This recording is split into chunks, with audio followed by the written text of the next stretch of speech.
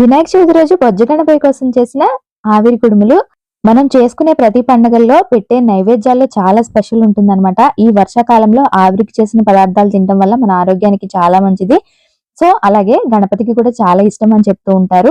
So, దీనికోసమైతే పాన్‌లో ఒక cup నీళ్లు పోసేసి 2 గంటల సేపు నానబెట్టిన పచ్చిశనగపప్పుని ఒక పావు కప్ అయితే వేసేసుకున్నాను.